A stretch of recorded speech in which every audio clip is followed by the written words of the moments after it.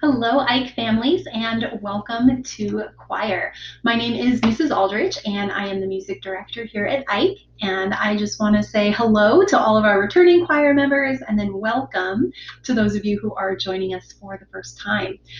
Before we get into choir details, I do want to remind you that we have one more opportunity for you to pick up Chromebooks and class materials, and that's tomorrow morning from 8:30 to 12. So you can come over to Ike and get those materials if you have not done so already.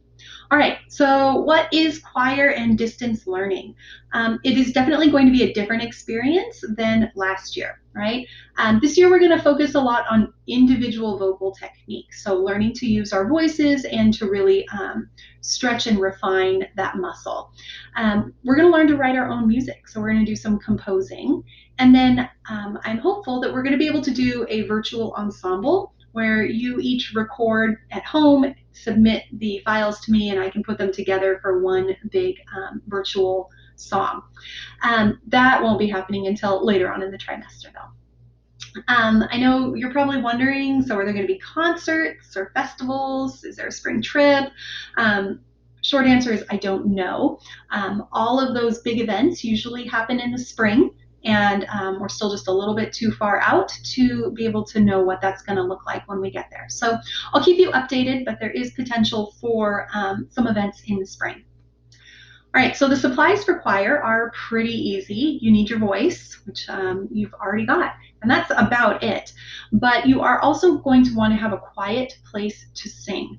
So you want to make sure it's quiet so that you can focus on your singing, but you also want to make sure that it's a place where you're not going to disrupt other people who might be trying to learn, or parents who might be working. So it could be that the place where you are taking your choir class might be different from the place where you're doing your other learning. So have a conversation with your family. Where is a good place where you can be, loud and very vocal, and where you're going to be comfortable being loud and vocal? Of course, you're going to need your computer, but you're going to want to make sure you have a microphone and a camera available, either built into the computer, or if you need to or want to, you can get external mics and cameras. You can also use your phone. So for any of the video recording that we're going to be doing, your phone would be appropriate as well. You are going to want headphones so that when you're listening to the music and singing along, it's a little bit easier if you have the headphones kind of close to your head and able to hear the music. And then, of course, you're going to need internet access, right? All right, so we are going to be using Otis just like every other class. That will be our main hub. That's where everything is going to be organized and turned in and graded. But we're also going to be using two other platforms. We're going to use Smart Music and Music Prodigy. And both of these applications have our music embedded in them. So it's how we're going to actually access our physical music and our songs. They're also both very powerful interactive practice applications. So you can sing along with the computer, and the computer can assess you and tell you whether you were singing the right note and whether it was, long or short enough. These applications really become my ears when I can't be in the room practicing with you. So we'll be walking through those and learning how to use them in class over the next couple of weeks. For our weekly schedule, I will post this every Monday in Otis. It will be specific for choir, and it will have our live instruction activities, the independent activities that you'll be doing each day, and then any assignments that might be due. So we will be meeting every day all together, and then we'll spend part of our class time, live, and then part of the class time will be independent practice time for you.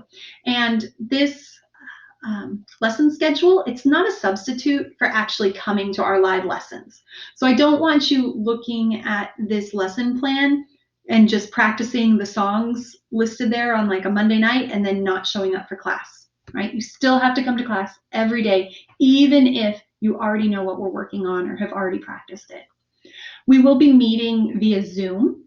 And for Monday's class, I will email you the Zoom link so that you have it readily available for you. I will also be posting that link in the announcement board and in the the bookshelf of Otis. So it'll be available in a couple different places, and it's already there on your class board. Um, on the right-hand side, there's a calendar link, and you can click that. So lots of different places you can find that Zoom link.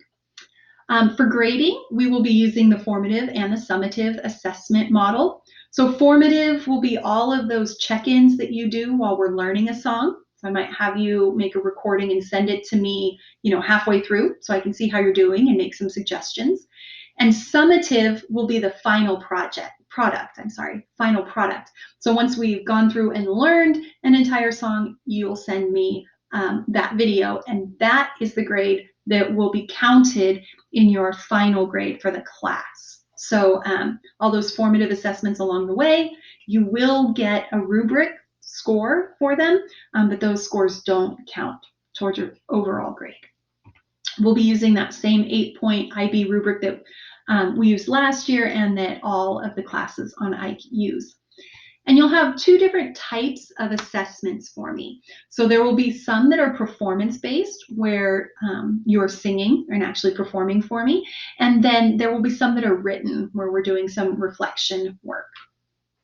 So my expectations just over the course of this year are that you're going to continue to make growth as a musician. So if you were in choir last year, or even if you weren't in music last year, but maybe you were in elementary school, you're going to be a better singer and a better musician at the end of this school year than you are on day one. So we're going to keep making that progress, no matter if we're in distance learning or if we get to come back for live instruction. I do expect that you will be attending each of our daily live sessions. If for some reason you need to miss a class, then you can always go back and watch the video that will be posted in Otis. You need to be prepared to sing and actively participate in our live lessons. So make sure that when it is choir class time, you are someplace where you can sing and be loud and not be a distraction to others. And then please make sure your work is completed in a timely manner. I do have office hours available for parents on Thursdays from 1:45 to 2:15. There will be a sign-up link available in Otis, and you can just click that link and you can sign up or request a meeting with me. And that would be on Zoom. And then I'm always available via email for just general questions or concerns along the way. You can email my school email directly, or you can email me through Otis, and I'll get back to you within 24 hours during the school week. All right, I am looking forward to meeting you on Monday and to finally getting to move forward and make some music with you guys. So thank you for watching, and I hope that you have a lovely weekend.